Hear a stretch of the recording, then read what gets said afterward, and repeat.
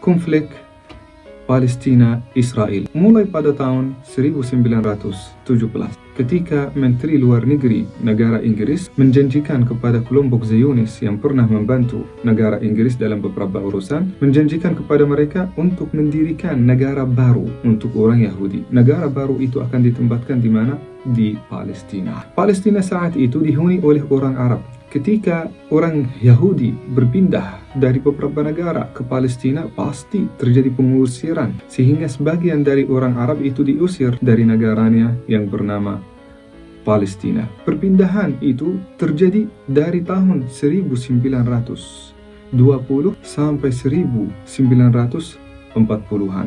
Banyak imigran orang Yahudi yang datang dari beberapa negara menghuni atau datang ke Palestina sebagai penjajah.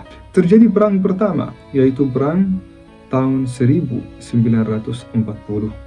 Perang ini namanya Nakbah. Yang menang dalam perang ini Israel, menguasai sebagian besar dari Palestina. Kecuali ada dua bagian dari Palestina masih dikuasai oleh Mesir dan Jordania. Kalau yang pertama namanya Rafah al-Filistiniyah, sekarang namanya jalur Gaza. Yang satu lagi namanya Ad-Dhifah al-Gharbiyah, sekarang namanya dalam bahasa Indonesia tepi barat. Setelah itu terjadi beberapa perang, tapi perang yang paling besar terjadi pada tahun 1967.